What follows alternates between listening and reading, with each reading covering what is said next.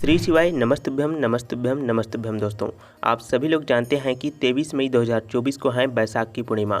दोस्तों यहाँ बैसाख महीने में पड़ने वाली वो पूर्णिमा है जिसका बहुत ही बड़ा और विशेष महत्व होता है और यह पूर्णिमा पूरे साल में सिर्फ एक ही दिन आती है। और दोस्तों आप सभी लोग जानते हो कि इस बैसाख महीने का अगर कोई सबसे बड़ा कोई उपाय है तो वो मिट्टी के कलश वाला उपाय है या मिट्टी के जल वाला उपाय है। तो दोस्तों इस बैसाख महीने के आखिरी दिन मतलब जिस दिन पूर्णिमा पड़ेगी, बैसाख की पूर्णिमा पड़ेगी, इस दिन आप लोगों को इस मिट्टी के जल वाले उपाय को जरूर ही करना है। बहुत सारे लोग ऐसे होंगे जिन लोगों ने बैसाख महीना में इस उपाय को न किया हो, मतलब पूरा महीना निकल गया हो बैसाख का, उन्होंने किसी भी दिन इस मिट्टी के जल वाले उपाय को न किया हो। पर दोस्तों आपके पास एक आखिरी मौका बचा हुआ है जो कि है बैसाख की पूर्णिमा का दिन, जो कि 23 मई 2024 की दिन जो है दोस्तों ये बहुत ही शुभ दिन है। तो भाई इस दिन आप लोगों को इस वाले उपाय को मतलब मिट्टी के कलश वाले उपाय को या मिट्टी के जल वाले उपाय को जरूर ही कर लेना है।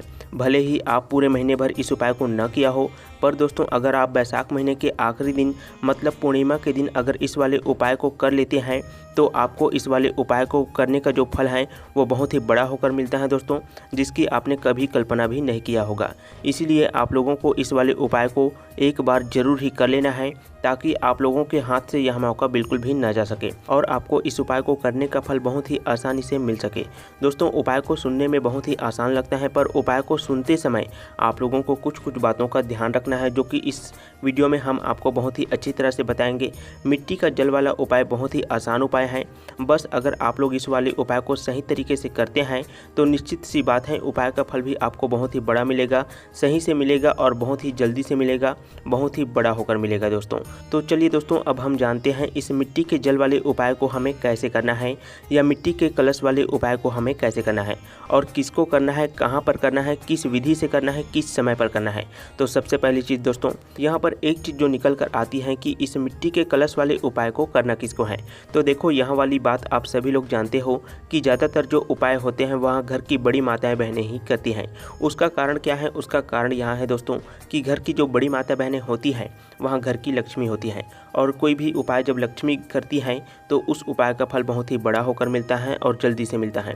उसी तरीके से इस बैसाख महीने की पूर्णिमा के दिन अगर आप लोग मिट्टी के कलश वाले उपाय को अगर कोई व्यक्ति करता है तो वो घर की बड़ी माता बहनों में से कोई एक माता बहन ही करेगी। सभी सदस्यों को इस वाले उपाय को करने की कोई आवश्यकता नहीं है दोस्तों।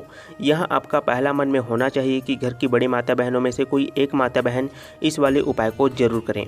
अगर किसी कारणवश घर की माता बहनें घर में उपस्थित नहीं हैं तो उस स्थान पर घर का कोई भी बड़ा व्यक्ति इस वाले उपाय को आसानी से कर सकता है, फिर चाहे वहाँ पुरुष ही क्यों ना हो, उसमें कोई दिक्कत वाली बात नहीं है दोस्तों। इससे कोई भी फर्क नहीं पड़ता है, पर आपकी मुख्य कोशिश यही होनी चाहिए कि माता बहनों में से कोई एक माता बहन इस वाले उपाय को जरूर करें। दोस्तों इस मिट्टी के कलश वाले उपाय को आपको करना किस समय है? तो देखिए सुबह के समय में ही आपको यहाँ उपाय करना है। सुबह के समय जितना जल्दी हो जाए उतना जल्दी आप उपाय को करते हैं तो ज़्यादा बेहतर है दोस्तों। बाकी सुबह के समय आप जल्दी से उपाय को नहीं कर पाते हैं तो सुबह के समय आप 10, 11, 12 बजे तक भी उपाय को करते हैं तब भी आपको उपाय का फल जरूर ही मिल जाता है। बस उपाय को पूरे मन से और पूरे विश्वास से आपको करना है, उपाय का फल आपको जरूर ही मिलेगा। उसके बाद में दोस्तों इस मिट्टी के कलश वाले उपाय को हमें कहाँ पर करना है? तो सीधी सी बात है कि शिव मंदिर में जाकर ही हमें यहाँ वाला उपाय करना है। आपके घर के आसपास में जहाँ पर भी शिव मंदिर है वहाँ पर आपको चले जाना है और यहाँ उपाय करना है। यहाँ उपाय आपको घर पर नहीं करना है दोस्तों, इस बात का आपको ध्यान रखना है। अब दोस्तों सबसे मुख्य बात आती है कि इस मिट्टी के कलश वाले उपाय को, इस मिट्टी के जल वाले उपाय को करने की विधि क्या है, हमें कैसे यहाँ जल को तैयार करना है, इस जल को कहाँ पर हमें रखना है, कितने समय तक रखना है। अभी तक लोगों के मन में बहुत सारे प्रश्न है कि इस उपाय को लेकर और कहीं ना कहीं लोगों के मन में यह बात चलती रहती है कि अगर हमें उपाय को करते समय कोई गलती हो गया तो हमें उपाय का फल भी नहीं मिलेगा।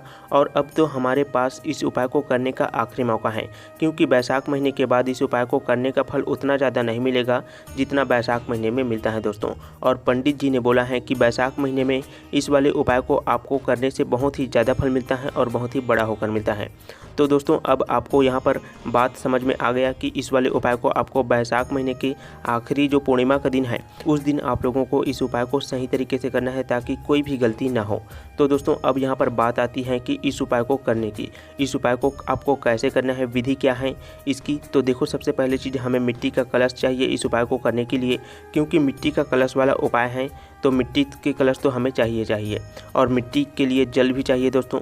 मिट्टी का जल वाला उपाय है तो सीधी सी बात है इसमें मिट्टी के लिए हमें मतलब जल भी चाहिए दोस्तों। इस उपाय में आपको एक ऐसा पात्र चाहिए जो मिट्टी का हो, चाहे वो मिट्टी का मटका हो सकता है, चाहे वो मिट्टी का दिया भी हो सकता है जो बड़ा वाला होता है दोस्तों, वैसा दिया भी हो सकते हैं, चाहे वो मिट्टी का कोई सा भी ऐसा पात्र हो सकता है जिसके अंदर आप लोग ये वाला उपाय आसानी से कर सकते हैं। तो दोस्तों इस प्रकार से आपको मिट्टी का पात्र लेना है, उस मिट्टी के पात्र के अंदर आपको शुद्ध जल भरना है। अब दोस्तों यहाँ पर एक और बात आता है, अब दोस्तों यहाँ वाला उपाय आपको रात के समय से शुरू करना होगा। मतलब जैसे कि आप जिस भी दिन यहाँ वाला उपाय कर रहे हो, जैसे 23 मई को पूर्णिमा, जैसे बैसाख महीने की पूर्णिमा के दिन यहाँ वाला उपाय कर रहे हो दोस्तों, तो उस दिन सुबह सुबह आप लोग उपाय को करोगे तो एक दिन पहले आपको 22 मई के दिन रात्रि के समय में आपको यहाँ उपाय शुरू करना पड़ेगा। मतलब मिट्टी का जल वहीं से ही आपको भरना पड़ेगा, रखना पड़ेगा दोस्तों। इस मिट्टी के जल को हमें पूरी रात भर कर रखना है, उसी के बाद हमें इसे उपाय में उपयोग करना है। अगर आपने सुबह की सुबह जो है मिट्टी के पात्र में जल को भर करके रखते हैं दोस्तों, सुबह की सुबह जो है वो भगवान भोलेनाथ जी के मंदिर में लेकर के आप जल को लेकर चले जाते हैं, पर रात्रि के समय में आप लोग जल को रखोगे और सुबह के समय लेकर जाओगे तो उसका फल आपको निश्चित ही बहुत ही बड़ा होकर मिलता है और अच्छा से मिलता है दोस्तों। लेकिन आप सुबह के समय ही मिट्टी के पात्र में जल भरते हैं और उसे भगवान भोलेनाथ जी के मंदिर में सुबह के समय ही ले जाते हैं तो आपको उतना ज़्यादा फल नहीं मिलता है। तो दोस्तों आपको करना क्या है, ध्यान से सुन लीजिए।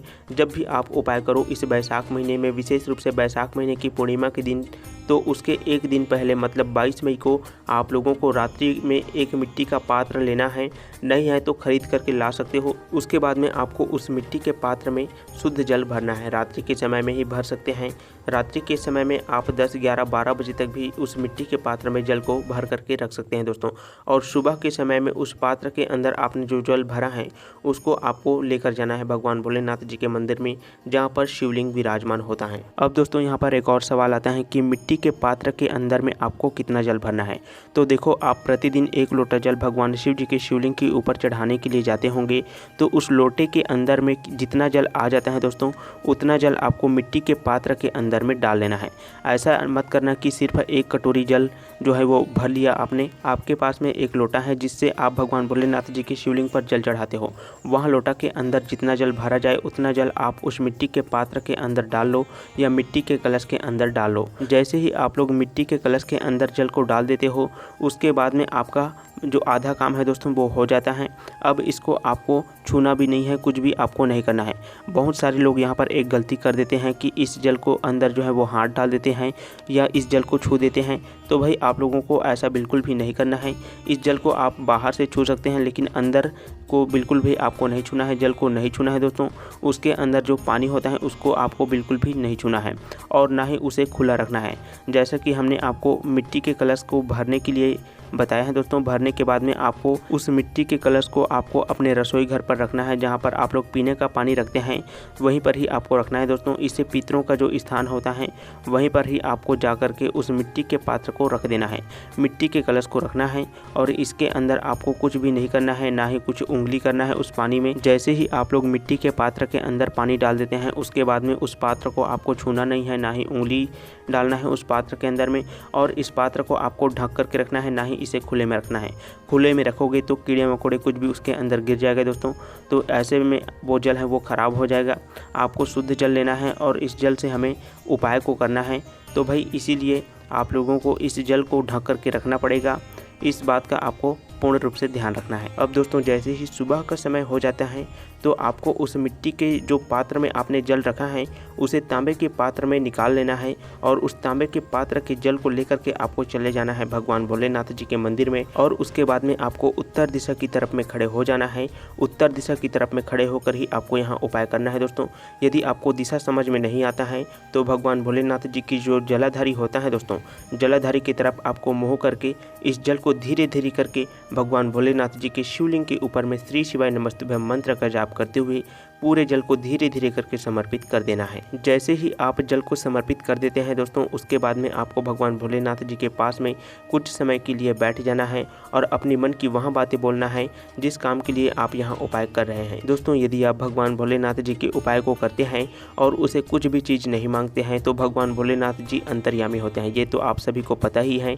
वह आपकी मन के बात को जान जाते हैं और वह आपको इतना देता है जितना आपने कभी कल्पना भी नहीं किया होगा, क्योंकि दोस्तों आपने भगवान भोलेनाथ जी के उपाय को किया है और उसके बदले में आपने उसे कुछ भी नहीं मांगा है। तो ऐसे में प्रदीप मिश्रा गुरुजी बताते हैं दोस्तों कि यदि आप भगवान भोलेनाथ जी के उपाय को करने के बाद में उसे कुछ भी चीज़ नहीं मांगते हैं तो भगवान भोलेनाथ आपको इतना देता है जितना आपने कभी कल्पना भी नहीं किया होगा। तो दोस्तों, आपको बैसाख महीने की पूर्णिमा के दिन आपको यहाँ मिट्टी के जल वाले उपाय को जरूर ही करना है। बहुत ही आसान सा उपाय है, घर का कोई भी व्यक्ति आसानी से कर सकता है। यह उपाय को करने के बाद में आपकी जो मनोकामना है वो 100% पूर्ण हो जाता है दोस्तों। और दोस्तों, इस उपाय को करने का जो मौका है वो अब आखिरी मौका है, क्योंकि बैसाख महीने की पूर्णिमा के दिन के बाद आप लोग इस वाले उपाय को और करते हैं तो उतना ज़्यादा आपको लाभ नहीं मिलता है। तो इसलिए बैसाख महीने की पूर्णिमा के दिन आप लोगों को मिट्टी के जल वाले उपाय को जरूर ही करना है दोस्तों। भगवान भोलेनाथ जी के उपाय को यदि आप सही समय पर करते हैं, सही तिथि पर करते हैं, सही समय पर करते हैं तो उस उपाय का फल आपको बहुत ही बड़ा होकर मिलता है और जल्दी से मिलता है। तो इस उपाय को भी आप लोग बैसाख महीने की पूर्णिमा के दिन आसानी से कर सकते हैं। मिट्टी के जल वाला उपाय है, आप लोग आसानी से इस वाले उपाय को जरूर करें और अपनी जीवन की समस्याओं को दूर करें। भगवान भोलेनाथ जी को प्रसन्न करने के लिए आप लोग मिट्टी के जल वाले उपाय को जरूर करें दोस्तों।